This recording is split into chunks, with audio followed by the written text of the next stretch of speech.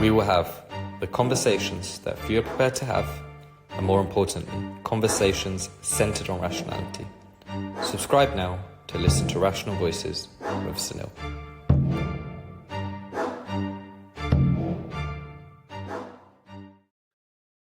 Graham, amazing to have you here today. How are you? I'm good. I'm good. It was my birthday yesterday, so I was celebrating last night, and today I'm yeah, just recovering really. Amazing. Well, happy belated 21st birthday. Thank you very much. Well Yeah. done for guessing my age. You, Yeah. you've had such a crazy career in terms of what you've achieved and done. Did you ever think, before we talk about some of the more recent activism stuff, just with IT Crowd, Father Ted, did you ever think you would achieve that level of success? Well, eh, no. We, well, let me put it this way. Sometimes people ask this question, and when we were writing Father Ted and IT Crowd, or when we were writing Father Ted and I was writing IT Crowd, more Father Ted actually. We had this kind of we had this kind of arrogance that just came from it being funny on the page.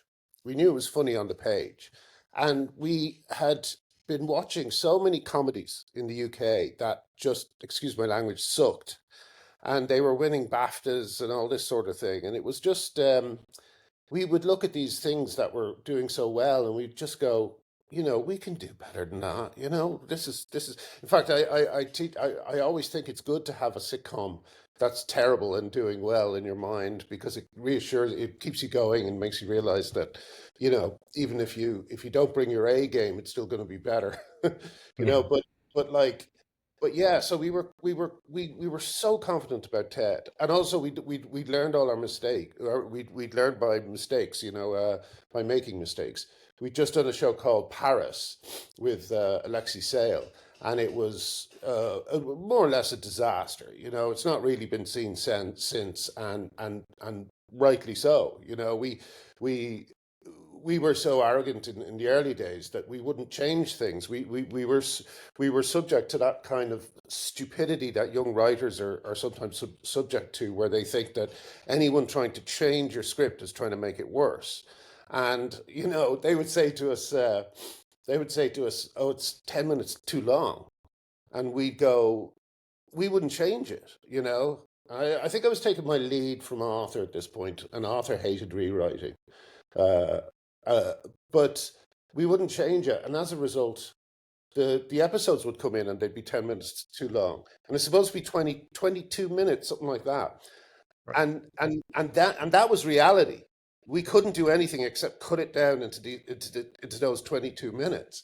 So we lost all the jokes. The only thing that remained was the plot. And our plotting wasn't the best at that stage. So what we had was a show that was robbed of everything that we needed it to be full of. And yeah, it just didn't work as a result. There were other reasons it didn't work. Alexi was a terrible actor. He kind of anchored it to his performance, sadly. But in general, it was just. And the other thing I discovered, and I discovered this around the same time. We put a sketch into a sketch show, and we went to see it getting filmed, and it was clear that no one, from the rehearsal room to the director to the producer, but no one understood the joke. And yet they went through an entire rehearsal process, came out with something that didn't make sense, and we were just watching it dumbfounded. So I realized then that I'd have to direct, or do some form of directing, or be very, very involved to make sure that it was always right. And yeah, then I just kind of started hanging out on the set, started interfering a lot more. you know. There were lots of things I didn't understand about directing, and I put the director through a bit of hell as I learned these things. And then eventually, after a couple of seasons or series, sorry, turned into an American. After a couple of series, I started directing myself, and yeah, then it was you know it really did I really couldn't blame anyone but myself if it didn't turn out well, you know? With the what do you make of the current state of UK comedy right now in terms of sitcoms? Because me personally, just watching stuff, I find maybe the last 5, 10 years, really it's been really poor in terms of the quality and standards. It's very I end up watching more American stuff than definitely British at the moment. I Yeah. can't think of the last really funny English series, UK series. I really struggling to think. What do you think the state of UK comedy is right now? Oh, it's been stagnant for 10 years. But it's not just UK comedy, it's UK culture in general.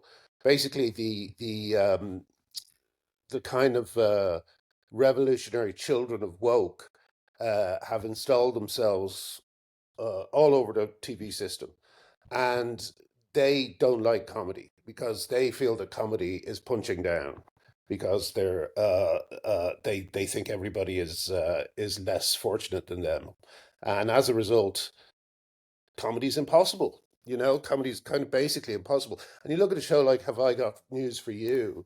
Over the last 10 years, one of the major battlegrounds has been feminism, has been what's been happening to women, what's been happening to children in gender clinics. And it's basically, I think we only heard about it once on Have I Got News for You? And that was to explain why they weren't covering it. And Azine Hislop was talking about it. I believe the other panelists were just looking down at the floor. You know, so there's a lot of cowardice. There's an inability to talk about the world as it really is. The things like diverse casting has just gone insane. I worked on a show, one of the last shows I worked on before I before I was cancelled, and they had diverse casting all over the place, and the silliness of the casting ruined their own jokes. You know, so you'd get a great joke, and then they would make a bizarre casting decision, and the joke would just disappear because certain things just didn't make sense all of a sudden. You know, so yeah, so there's lots of reasons. Everything is stacked against you even more than it usually is as a comedy writer at the moment. So I think America's different because I think you have to be cancelled by the whole country before you're cancelled. You know, I could be wrong, but it seems that way. And so you get things like, oh, I forget the name of the show, but Danny McBride, who did Eastbound and Down, his new show about the evangelists, which is extremely edgy, you know. Um, that kind of thing can still happen in the States, but it definitely can't happen here, you know. Well, some of the famous like comedians are like really prominent in the US, like Andrew Schultz, those kind of Theo Vons. These guys are so they've become so big, and I feel like sometimes a lot of people in the UK just can't get that humor from the British culture. I don't think those people necessarily succeed now than the way they Well, succeed in America. yeah, I know they're all comedians like that are basically banned from the circuit. You know, the only place putting them on is Backyard Comedy, the Backyard Comedy Club with oh, I've forgotten the name of the evening. God, that's terrible. Comedy Unleashed. That's it. Comedy Unleashed, who put me on and have been very kind to me.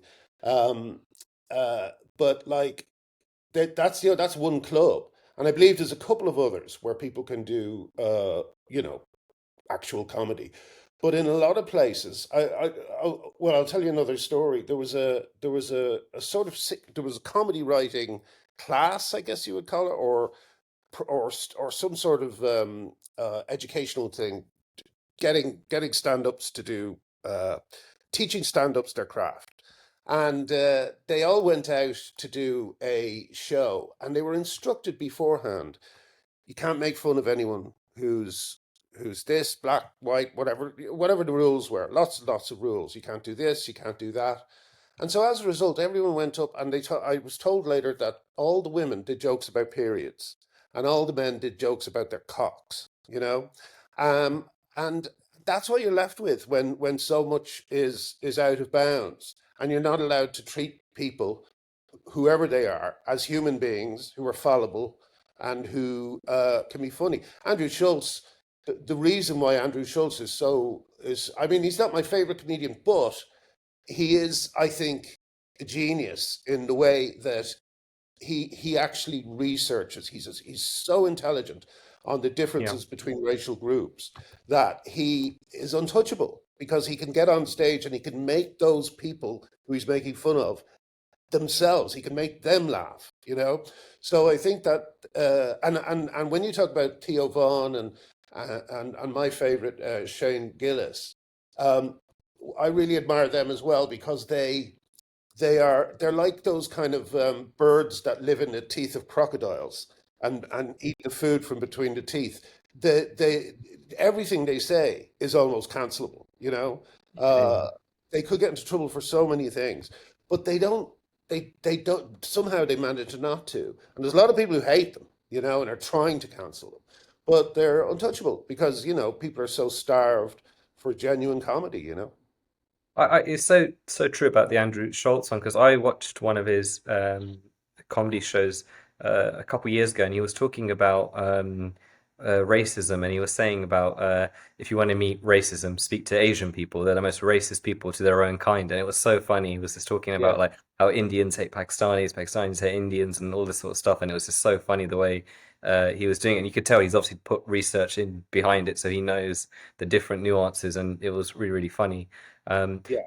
with like IT crowd and Father Ted, do you think if you were a writer now and you were creating, you had the idea for these two shows, would you think A, you'd be able to make them now, and B, would you, if the answer is no, would you just try and change it? Like, how do you make those two TV shows in the modern day?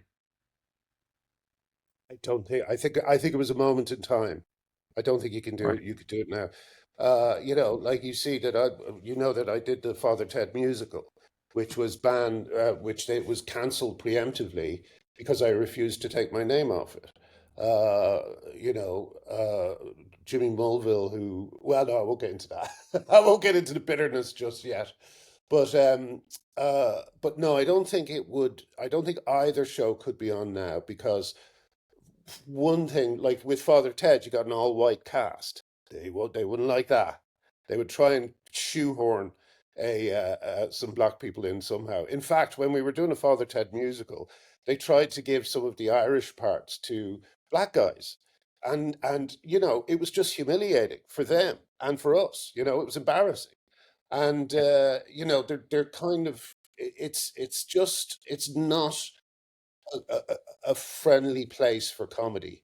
And it's not a friendly, there are too many considerations that come before the comedy now, you know, the diversity, all that stuff.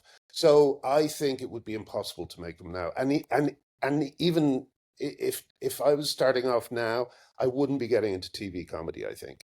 I'd be trying to do stuff online. I'd be trying to establish a brand.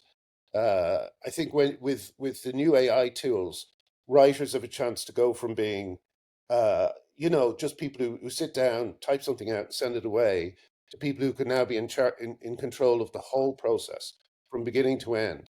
I mean, I'm sure you've seen some of the things last week about Google AI, how Yeah. its new capabilities are absolutely extraordinary. So if I was like 18 years old, the first thing I would do, even if I wanted to do comedy, is I would really start studying AI and how it can do for me what I wanted to do. And each writer can now be their own production studio. You can Yeah. generate ideas faster. You can write first drafts faster. You can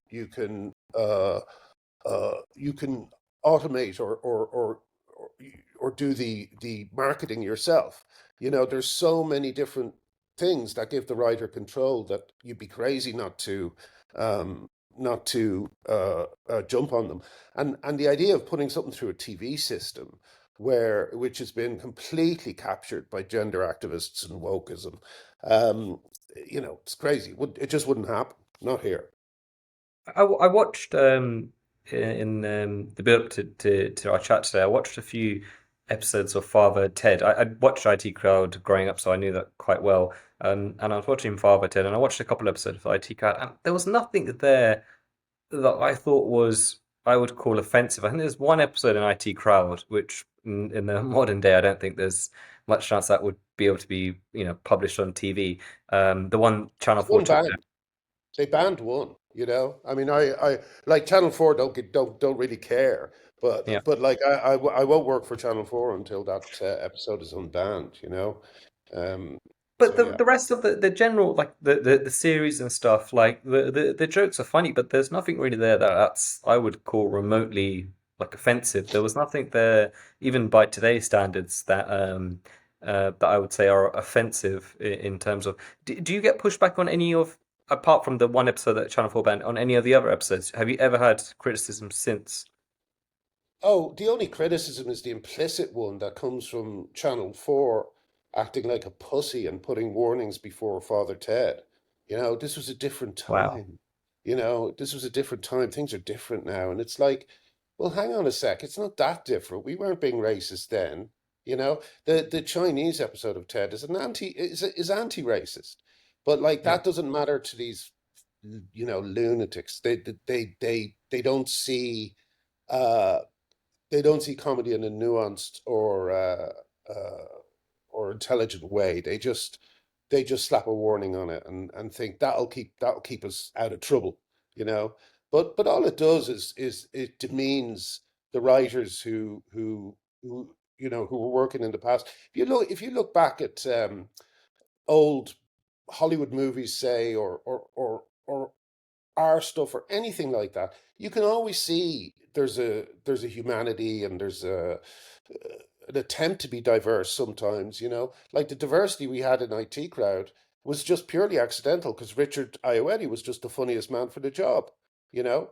But like, you know, these days you'd be forced to put someone in his chair or someone else's chair, despite the fact they're not funny, you know, to tick these boxes. So, sorry, I can't remember how we got into this. What was the question again? Um, It was just about yeah, the general changes to like the comedy scene in terms of your specific series, so Father Ted and IT Crowd, and what that would look like in 2025, if you like. yeah, it just wouldn't exist. Again, there's no way it would exist. Even the kind of raucousness of Father Ted, I can't imagine happening in England. I think that would make them nervous. I think anything that's chaotic or strange, I think they'd be hovering over you like a vulture throughout the whole process. So When yeah, did you it wouldn't notice the happen. change? Because Channel 4 only took down that episode, I think 4 or 5 years ago. When did you start to notice the change? Could you see it during your IT Crowd years that there was a bit of a movement change in terms of culturally, or did it come later? No, I did a sitcom after that that no one's seen that I really recommend everyone watches because it was very good. It just never caught on. Count Arthur Strong, and even during that, I didn't get any notes or anything like that. It was all completely regular, you know. I think when I noticed things were changing, it was more as a viewer. I would watch TV shows.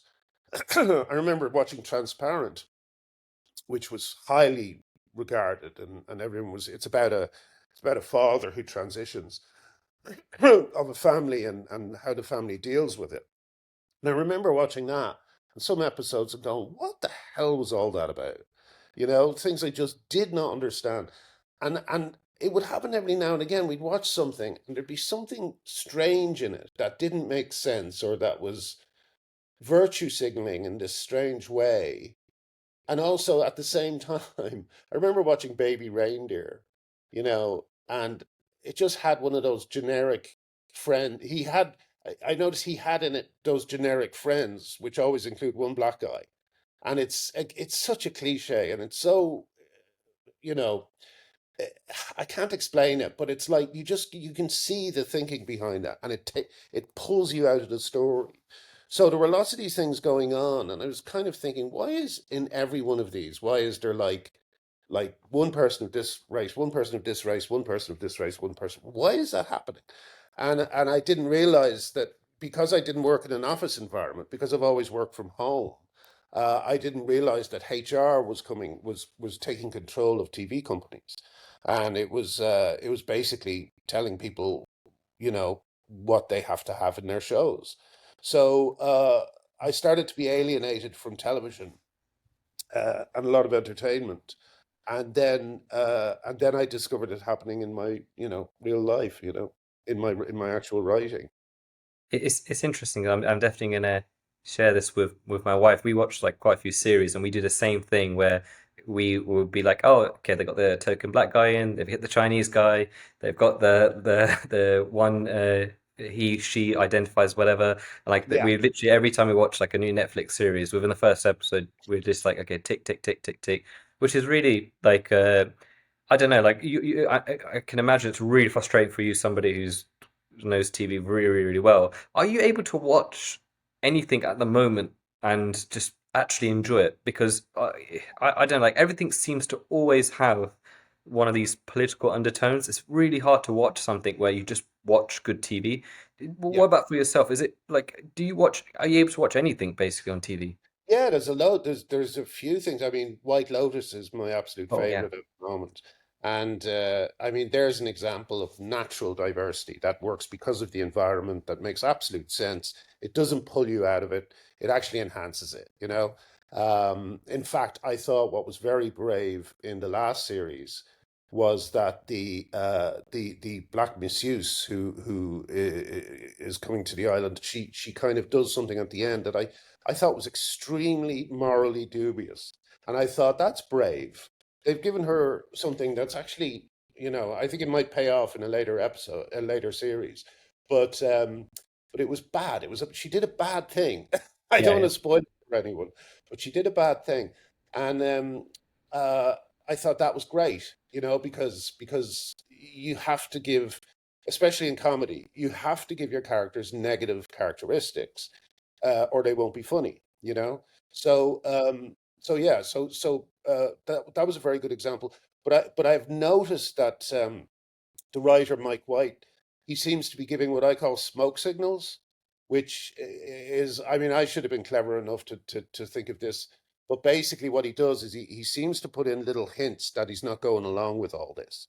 In the first series, two of the real horrible girls in the series were reading Judith Butler, or Oh, pretending okay, okay. pretending to read Judith Butler. And then later on, we had that famous AGP sketch that Sam Rockwell delivers that everybody was sharing. And I think he's kind of signaling to us, I'm not going along with this stuff. I don't buy this stuff. Yeah.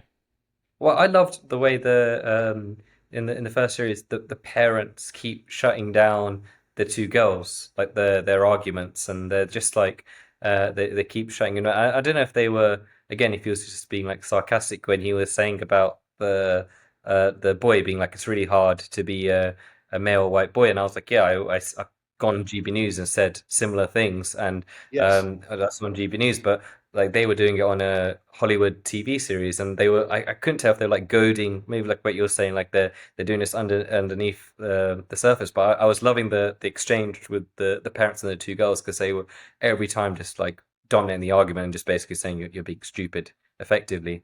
Yeah. So that And was also, Mike White, he's got so much empathy for his characters that like, I don't know, series two, even though he's a gay man, it was one of the best storylines about heterosexuality that I've seen. The three generations of men who love women.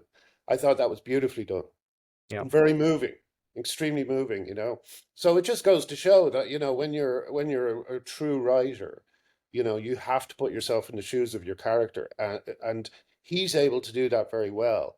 I think there's a lot of sort of what you might call propagandized writers at the moment who may never be able to do that. And it's a very important skill. It's one of the key skills. You have to see a story not just through the eyes of the viewer at home, but through the eyes of the character going through it all. You know, if you can't do that, then your writing will be fake. It won't feel authentic. I think that's one of the great things with IT Crowd, shows like IT Crowd, and I felt that quite a bit with US Office as well. I think the UK one I always say I think was funnier, but I think the way the US they were able to build that character development where so many of us work in offices, so you can sit there and relate to, oh, that's like that person is a Dwight or a whoever, and I think it was really powerful. And IT crowd's very similar, where you can, yeah, you can read. There's a real character development. You like, you follow the character story, which is really, I don't know if that's really done as much now, that kind of in-depthness. How did you do it in IT crowd? Because you built for so many years. How did you keep it going with essentially mainly the same cast? Oh God, well, I mean, IT crowd was hugely stressful to make because I took too much on my shoulders. I should have. I felt I had to rewrite things when they weren't working, and even at that late stage, I did not know that first read throughs are always terrible. You cannot go into a read through expecting to hear your script. You'll hear a kind of a you'll notice as well that a lot of the actors are reading it for the first time themselves, um, and as a result, I used to bring the script home and rewrite it on a Monday, and then get in the next day on Tuesday, and then discovered that it still wasn't working. And what I should have done was I should have, as my producer Richard Bowden used to say, I should have got it on its feet, stayed in the rehearsal room, and once I learned this, I did it on Count Arthur Strong. I wrote a list of things that were wrong with the script on a board. There'd be about 12, 13, 14 things that were wrong that weren't working. And during the week, we would just cross them off one by one. Someone would come in on a Wednesday and go, "Oh, I think I know how to sort out number three." And we'd go, "Okay, what's that?" So we had the whole team working on it, all the actors, as I say, who were all seeing it from their POV, and it was just such an easier rehearsal process as a result. But IT crowd, I drove myself into the ground, and really, the fact that you say there was anything consistent or cohesive about it was just pure luck. Because all I was trying to do was write stories that made sense, keep the characters consistent, and be as funny as possible. Um, and I think that sometimes I managed it, sometimes I sort of did, but you know, it was like making a show under fire, and I shouldn't have made it so hard on myself.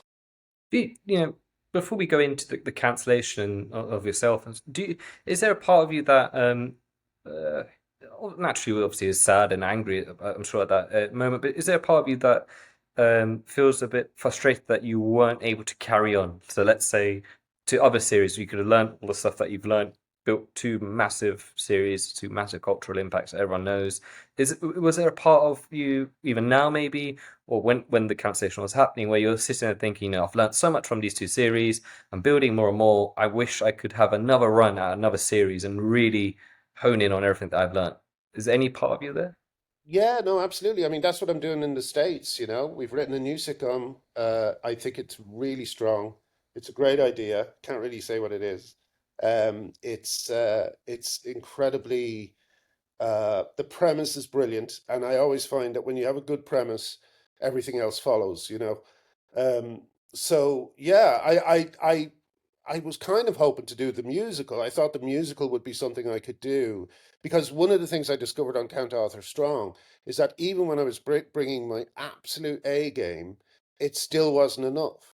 You're facing things like the BBC just didn't care about it. The viewers weren't there. We'd never built an audience, um, and they kept changing the time. First it was on at 7 p.m. at night, which is perfect because it's a family sitcom, and then they put it on at 11 at night, and so it was just all over the place. And I kind of realized then, and also they didn't one series they didn't repeat, so I didn't get payments. You're supposed to get payments for a repeat, and so when it went to Netflix, a funny thing happened. I said, "Oh, great! That'll make me some money." And they went, "Oh, not for a while." And I said, "Why?" And they said, "Well, you still owe them money."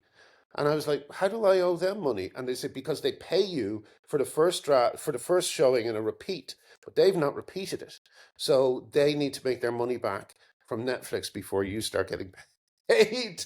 So I was like, "I'm on Netflix and I owe them money." So it was. it just wasn't that was when I started thinking I better try and create something that has kind of a longer shelf life, or that can make more that can generate money, because I'm getting older. Making sitcoms is not as easy as it used to be when I was really trying to prove myself, um, and the reward is not. I'm just not making enough money, So I thought, well, the Father Ted musical, that would be the way to do it, you know. Yeah. Um, and and I wouldn't have done it at all if I had not had a brilliant, what I thought was a brilliant idea for it, which was the idea of unlikely people becoming gaining a status that they really shouldn't have. I was basing it on Trump and Corbyn. Of course, Trump has kind of turned things around in his second term, but like I just suddenly thought, oh well, if people like that can become powerful, then maybe Ted can become a cardinal. So so that kind of kicked it off, and yeah, it was very pleasurable to write, and I thought it was just going to be my pension. Let's talk about the cancellation of Graham. When did it start? Like, when was the first moment? There's so many. I was reading through some of your stuff the last few days, and I can see there's been plenty of cases, plenty of it. When was the first moment when you realized, crap, I'm actually getting cancelled? I don't remember an exact moment. Oh yeah, no, I do. It was when I lost a big job writing a companion piece to the play Black Comedy by Peter Shaffer. That was like probably the biggest honor I could have received as a writer, because Black Comedy is a very short play, so it often cycles through other plays that are put on alongside it. But they said to me, "We want you to write the play that will tour with it forever." And I came up with a few ideas. I thought about it for about a week, and then I got a message back saying the Peter Shaffer estate uh, is not going to work with me. Um, and they said, which is their cowardly excuse for when they want to get out of something, they said, "We're not taking sides on this issue. We just don't want to have anything to do with you." So that was a huge blow. And then they kept coming. They just kept landing. And I was thinking, oh well, my friends my friends like Arthur Matthews and the League of Gentlemen and Matt Lucas and David Williams, they'll all be you know rounding the wagons and protecting me, and saying, hey, hang on a sec, Graham Linehan's not a bigot. um, of course, women need fair sports. Of Yeah. course, women need single sex spaces. But that support never came. And I've been to so many people asking for their help. Chris Morris, I went to, a few others. And I don't know. It's so weird when you talk to people. They seem to be agreeing with you, but then they sort of slip away. They find some excuse that they're not going to say anything, that they're not going to get involved, like Peter Schaefer's did. And I suddenly realized that there was no help coming at all. And then I was banned from Twitter, which further destroyed my reputation. My Wikipedia page has been basically an anti-Graham Linehan Yeah. page for the last few years. And it was just complete. I was just completely annihilated. The the Uh, Pe- the the Peter one is a disgrace. I don't get the argument of saying we're not holding a position. Well, if you're not holding a position, you could just say we're going to hire Graham, and we may not necessarily agree with everything he's saying, but we've hired him and we think he's good for the job. I don't get why people can't do that. Even the ones who are scared of the being a bit scared about talking about the topic. How hard is it just to say? We don't 100% agree with Graham. We may not, but at the end of the day, he's hired for a job. I think that's so much easier. I think you're being really cowardly by not taking that approach. Yeah, yeah. I think the problem is not really with them as such, but the whole theater and basically the industries that are most affected by things like gender ideology are middle class industries. And not just middle class industries, but very privileged industries. Like a lot of the people who work in publishing, for instance, are extremely well off, you know, and that's what was captured. It wasn't like, as I used to joke, I wouldn't, you know, I play poker and I wouldn't go to the casino and sit down with people and hear them say, did you hear George was misgendered last week? You know, it doesn't happen in most places. It only happens with theater kids, with the publishing industry, with the media, any industry that has a constant influx of young middle class people was completely captured by it. And unfortunately, I just happened to work in one of those industries. So they probably spoke to some, I don't know, person selling ice cream in a theater, and they said, "Oh no, you can't hire him," you know. And yeah, well, what could they do except that, I guess, you know? But like again, the fact that they didn't go, well, hang on a sec, he's right. Of Yeah. course, women need single sex spaces. Of course, women need fair sports. And again, those simple things that women have had for over 100 years, they couldn't bring themselves to defend. And that's the real cowardice, you know? It's scary because the what happened in the arts and the news and stuff. I think what's really scary for a lot of people is it then somehow got infiltrated to everyone and everywhere. I think that's the really scary, bizarre thing about it. Like it became absorbed in Not um, really. Not really. You know corporation. what I mean? Not really. It, well, sorry to cut across you, but like when you think about it, no one outside of these industries believes this stuff.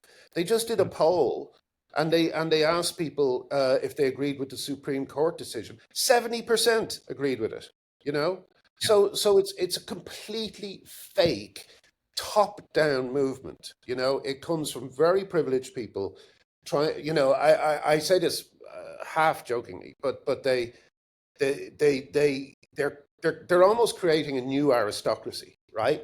Someone like David Tennant is his non-binary child. You know what David Tennant is saying is my child is part of this new aristocracy of.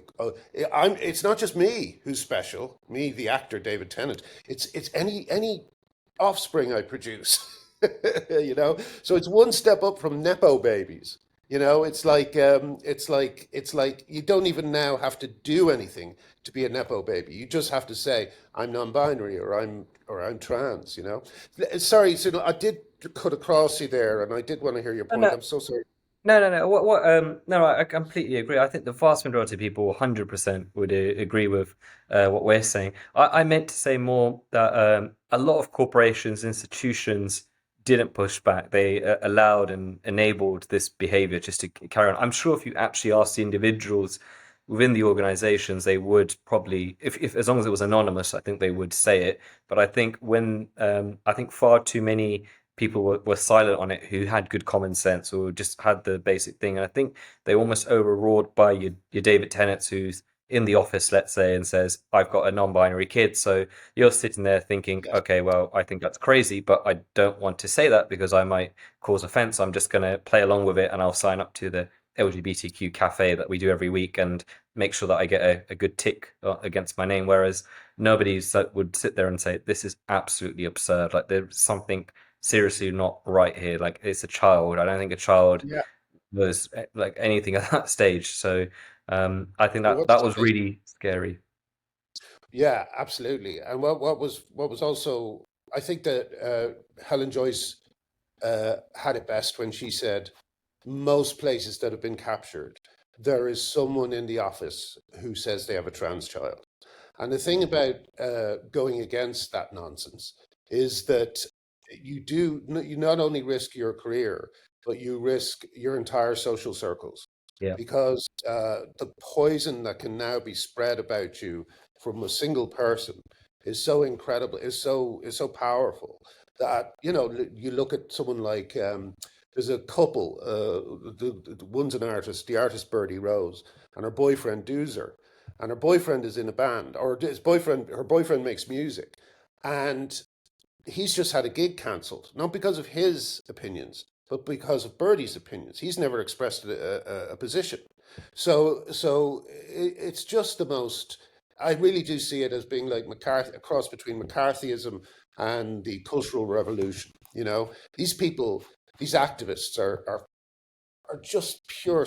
Well, some of them are doing it out of misguided kindness, but most of the activists, and I think the mainstream of trans activism, is entirely devoted to destroying people, to destroying reputations, to socially ostracizing people.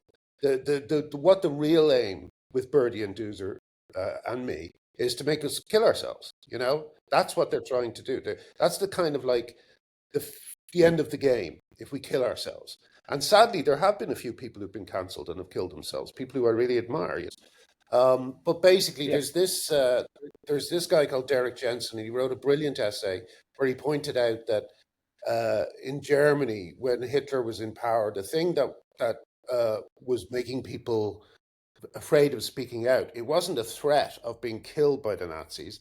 It was the fear of not advancing in their careers. You know, if you weren't a member of the Nazi Party, your career would be shut down pretty quickly. You know, um, and he said that you know that's exactly what's happening now. People aren't speaking up, not because they're afraid of being killed or tortured. They're afraid of speaking up because they're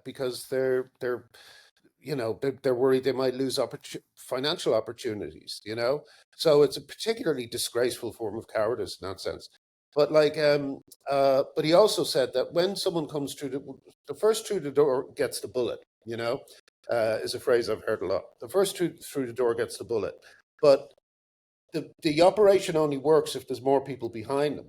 And I never had those people behind me. You know, I was the first through the door. I got the bullet, and there was no one there to finish the job. So as a result, when people are isolated like me, like Birdie and Doozer, it's much easier to pick us off. You know, by the sniper fire, they could just see you and no one around you, and they just get you. So I was trying to convince people, hang on a sec, if we all stand up, if we all say these basic truths, then we'll Yeah. be fine, you know, because who could go against them? They're absolutely true. But unfortunately, I didn't figure on the cowardice of my friends, you know. And I think the thing is, when they know you're isolated as well, they can also almost send a message by being so strong and in your attacks, and then it almost deters other people. They want to send like a clear message. But at the same time, I do think a lot of those people, yeah, I think it is really strong cowardice on this particular subject because this is such a clear, easy one to talk Yeah, about, and it's so black and white. I can get it on some political stuff, and some things are a bit more controversial, but this is, yeah. you Palestine, know, yeah, exactly, and I think in 10, 20 years' time, I really do think people will look back and think, wow, there was some, this is like absolutely absurd that we, in the 20th century, we sat there and debated what is a woman, what is a man. I think it will really be a real stain on like UK history. yes. And I think I could be wrong, but I think it's destroyed. It's already destroyed careers, but they don't realize it yet. Like I remember Lisa Nandy was once tipped for prime minister, you know, but she'll never get past that when she said that sex offenders should be in women's jails, you know, male sex offenders. She'll never get beyond that. And if you saw a compilation of all in fact, someone should make it. But if you saw a compilation of all the politicians who are completely stymied by the question, what is a woman, then you know it's actually sometimes a little bit scary that our fates are in the hands of such spineless stupid people, you know. And it's really given me an insight into how the world works. You always think that people in certain areas know more than you do or are smarter than you or whatever it happens to be, but then you see that display and you realize, holy shit, there's no one at the wheel. You know, there's no pilot. You know, and yeah, and I think I think as you say, it's a disgraceful age. And I think a lot of the people involved in this will be remembered with pure disdain, you know? Yeah, one of the things I definitely want to discuss with you, I've seen on your Substack and I've seen some of your writings on this sort of subject matter, and we've discussed it briefly on this podcast with Helen Joyce and other people, is that the links between the predatorial aspect of the LGBTQ plus movement, because to me it seems, you know, there are maybe some trans activists who have just done this with the good intentions, and or some have just followed the what they see as the herd. But to me, there just seems there's so much evidence, more and more I've read about this over the years, more people I've discussed, that there is some serious, there is a predatory element to this group, and I don't necessarily am wording this correctly, but it'd be interesting to get your take on it. Yeah, well, when you make the umbrella for trans so wide that it covers everybody from an actual transsexual, the meaning, which I think a lot of people still think that's the meaning of the word trans when it actually isn't, and something like 93% of men who call themselves trans never get any procedure done. So when you put the umbrella that wide that it covers everyone from the transsexual to a guy who has an earring, who's suddenly wearing an earring, then then what you do is you open the door to a lot of bad actors who uh, who have a very easy on ramp into this identity, right?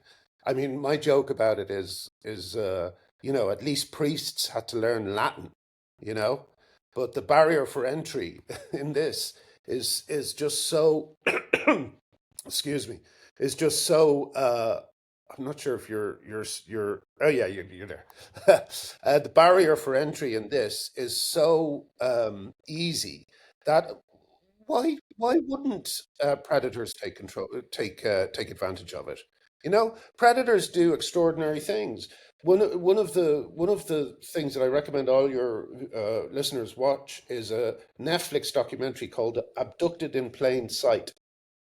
I watched it with my wife before this all happened, and what it's about is a I don't want to ruin it because the shocks in it are so incredible, but it was about a guy who basically moved next door to a family and wrapped the family around his little finger to such an extent that he eventually went on holiday with their little girl, and the family thought nothing of it.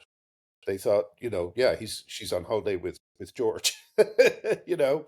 And while he was on holiday with her, he did again. He sexually assaulted her, but he did so in the most crazy way. You'd really have to watch it. I don't want to spoil it, but the point about it is grooming, which I do think is the right word for this movement because I think it is ideological grooming. Grooming does not just work on a child. Grooming is the conditioning of the society around the child to make it easier for predators to work. So once you say that men are allowed in women's toilets, for instance, if they call themselves trans women and wear a dress, then that society has been groomed. You know, it's been groomed to uh, it's been groomed to such an extent that now predators all over the world will find it easier to gain access to their prey, in private. So that one of the things I used to say is, imagine if every single wannabe pound shop Jimmy Savile was suddenly able to connect with every other pound shop Jimmy Savile around the world. How would that world look different to this one? And my argument is it wouldn't look different at all. You know, this is a predator. They're not driving it. A lot of people, good-natured people who think they're doing the right thing, are the ones who are driving it for the most part. But the predators, the groomers, they are the ones who are most advantaged I by it. think there's You a know. lot of people who, I'm sure some are good intentioned, but I think there are a lot of people doing this for the wrong reasons as well. I think there's a lot of people who are doing this for that tick box to make themselves look good. And what I worry with the Supreme Court ruling is there's going to be a lot of people who have basically egg on their face, and rather than just accepting that they got this wrong, I feel like they may double down. And there's institutions and like companies and corporations I know of that have made LGBTQ plus the trans movement as part of their mission statements, as part of the working culture. And I think a lot of those companies, I Mm. just don't see how they're now going to wake up and say, some companies could just say, look, the ruling's happened, we don't agree with it, whatever, do agree with it, HR, this is the new ruling done. But there's so many that I know of that have made this part of their culture, part of their company mission, whatever. And I don't know how they're going to react to the Supreme Court ruling, and whether they'll just keep on being worse and say Graham's even Well, more of a bigot, and these guys got it wrong, and they continuously getting it wrong. So I'm not sure how that pans out. well, I mean, it's not going to be. They're not going to have a choice, because like they're going to be sued. Their insurers won't cover them. You know, a lot of these people. I mean, they've done the right thing in the sense they've gone. We're not going to change a thing, and then quietly they will have to. You know, so I think the law is the law, and let's see what happens. It would be extraordinary if they somehow managed to circumvent the law, but now we know the law is the law. Yeah, I just don't see how they can do it. I mean, I just recently been charged with harassment by this person, and I'm going to turn up on time and do everything I'm supposed to do, present my evidence. So I don't see why they think they can get around the law. What has your life been like? You've been banned from Twitter twice. You've had charges like this. Like what is like, your life been like for the last 5, 10 years? Because it must have surely taken its toll, like in terms of battling this. And have you at any point thought not of carrying away, but at any point did you just think this? I don't know, going to apologize or whatever. It's not worth it. Yeah. What's it been like mentally to take this toll, if you like? Oh, it's been it's been like I spoke to a therapist who thinks I have PTSD, you know. Um, it's been a nightmare. I've tried to come off my antidepressants multiple times, and every time I do, something kicks off again. And so it's impossible. If I wasn't on the antidepressants, God, I would be. I don't know how I would survive. Um, so it's been horrific. I mean, I think I'm out of the worst of it, but like the fact that no one defended me, the fact that no one had my back, uh, you know, the betrayal of people from the very closest people to me to fans of Father Ted and Ireland. Although it's really not Ireland, it was basically just Irish Twitter, which is a different thing. It's the anti-Semitic, misogynist side of Ireland. But the whole thing has just been, I don't know. You've seen the shows. I have quite a light, silly touch, and I've got a great belief in human goodness and kindness and sweetness. Um, but it's. I was very happy when I got back to writing a sitcom, the American one, to find that I still feel like that, and I still can write silly and that the people in it are decent and so on. But I've had a real insight into uh, the what they call the banality of evil, a real insight into that. It's so easy for people to just slip into evil. Like I I remember when Jimmy Mulville tried to get me taken off the musical. I once again said to him, look, this is a really important subject. Young girls are being mutilated in gender clinics. They're getting unnecessary double mastectomies. And he yelled at me, I don't care. And that was when I stood up and walked out. So it's, uh, I think that anyone who can say that, anyone who knows that things like that are going on and yet still doesn't act, that really, really makes me worry about human nature in general. And the fact that so many people went along with it. it's been a lesson. I believe it's a bit of a historical moment, and when it's all over, I think these people will be rightly ashamed of themselves. You know? Definitely. And I think it's a bit like COVID in some ways, where I think COVID was a big eye opener for me in terms of how people are prepared to comply in their circumstances. But I think that was still slightly different. This one is absolutely absurd. I've been really, I think, disappointed in so many people who know that it's wrong and they know what's going on is wrong and they know deep down and they've said nothing. I understand like they don't want to blow up their careers and they don't want to ruin their lives, but it just goes to show if enough people think like that and enough of them are like, we don't want to ruin our lives, we don't want to do that, then you'll basically comply to anything. You'll sit there and comply to whatever evil happens because you don't want to ruin your life. But what you don't even realize is this technically is kind of, well, ruining 50% of the population's life in particular.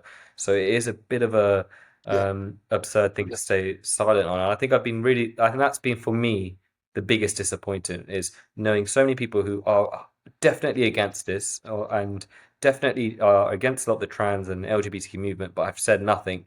And even worse, still some who have joined the brigade to better advance their careers or whatever. I think those are very disappointed in those people because evil exists, I think, in everywhere, in every culture, and everything there's evil. But to see so many what I see as good people basically compliant in it. I think that's been really, really sad. And I think your experience is just really, really shameful in terms of the way people stood away. I just can't understand how the treatment you've got. Are any of them apologetic now? Have any of them from saying any remorse to nope, what happened? nope, nope. The excuses they give range from, I think Arthur said something like, "I don't want to get involved in that woke stuff," you know, uh, and a lot of the people who say things like this have daughters themselves. You know, one of the reasons I did this was because, you can't follow your daughter around making sure she's safe when she goes into single sex spaces. Yeah, You know, you just hope that society will take care of her to that extent. And yeah, society just suddenly said, "No, we're not doing that. We're not taking care of you, of the women in society," and yet they don't care. They simply don't care. There's some of them of mothers who are still alive, and you know, they don't seem to care about the fact that their mothers, for instance, won't be able to ask for a carer of the female sex. You know, the lack of empathy for women is mind blowing to me. I mean, it's one thing to I'm not the most likable person in the world. I'm sure. I'm certainly having my doubts by now. But like the to not stand up for your daughter, I think is the height of cowardice. I mean, I can't think of anything worse than to not stand up for your daughter. And all these men, all my colleagues, they didn't just betray me. They betrayed every single woman in their lives. I think what will really annoy me, and I can definitely see this coming, is the amount of people, give it maybe a few years, that will come out and say, I always believed in this, I always thought this, I just didn't say it. And I guarantee just like so many people have joined the trans brigade and have gone in, there'll be just as many I can see in the next few years' time who didn't say anything during that period, who allowed it to happen. I can see so many of them switching, being like, "Oh, I always believed in women's rights. I always thought it was horrible what they did. I just didn't speak out at the time." I really wouldn't be surprised if so many people like that come out and speak, and I think that's Yeah, shameful. yeah, yeah. And I used to call it my Second World War because it lasted 5 years, but it's coming up now to about 7 or 8, something like that. And you know, still not a peep from them. You know, I mean, if there's ever a safe time to speak up, it's now. But nope, nope. It's victim blaming all the way. I brought it all on myself. I shouldn't have got into the fight. They are. I really, oh God, I've lost so much respect for people. And Arthur, who was my writing partner, who I really loved as a man. I thought he was a very funny man. Uh, I just thought he was great, and I've never been more disappointed in a single person. He really really let me down. You know. It's really, I think it's so sad because like, you've been stifled your career in some ways just because of saying something so logical and rational. There's so many people that are going through this as well. And I think it's really, really shameful and sad. What's next for you on more positive note? What's looking like? You say you're working on a show in the US. Is that that's what's next? Yep, I'm off on hopefully this week. I think Thursday, probably Friday, either day. Um, and I can't wait to get out. Cannot wait to get out. I've completely fallen out of love with London and the UK and Ireland. I just can't wait to go to Arizona and be somewhere where there's none of this politics. Yeah, My side hasn't been great as well. Someone like J.K. Rowling has never mentioned me, even though I wrote a letter in her defense that was signed by people like Tom Stoppard. There's a lack of solidarity over here that is painful. I just want to be away from all of it, really. That's not to say I haven't had and made great friends, and there's basically the support I get from ordinary people is just incredible.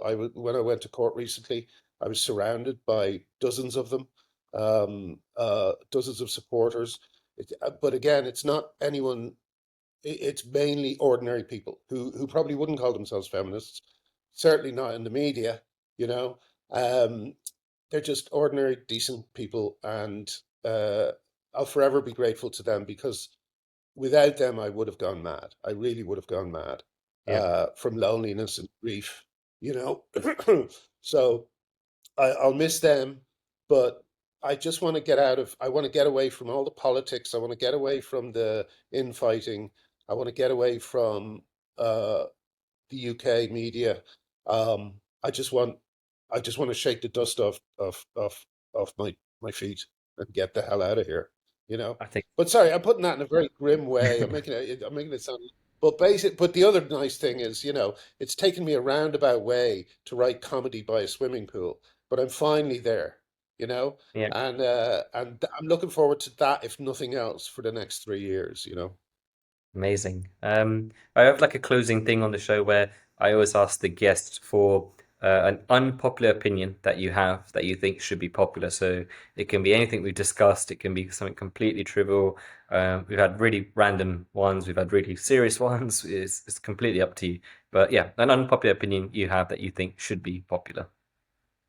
It'd be funny if I said, I don't think I have any. No. Well, gosh, what's an unpopular opinion amongst? Oh yeah. Well, I've got an unpopular opinion. This is going to uh, this sometimes gets me in trouble, but I think we do have to look into the fact that, and it is a fact, I'm afraid, that a lot of this was driven by women.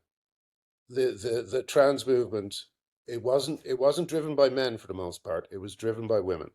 And while women have also been the ones who've been bravest and best in organizing and rejecting it, and Turf Island gets its name for a reason. I do think we have to look into where did this, what you might call suicidal empathy, come from, where women are working actively to destroy the rights that they have fought for on behalf of men. So that might be an unpopular opinion. I hope not. But because I do think that as I always have believed, we have to be realistic. We have to look at the world as it is and not how we want it to be. And unfortunately, this has been driven by a lot of young women, especially in those industries I spoke about, publishing and the media and so on. So yeah, that's my unpopular opinion. I hope it doesn't get me in trouble. Well, that's an interesting one. It's not one that I don't think I've heard before, so it'll be interesting to get the response from it. But thank you so much for your time, Graham. It's been amazing, amazing speaking to you. And yeah, good luck with the case and the writing. Thank you so much. It was a pleasure. I've just stopped the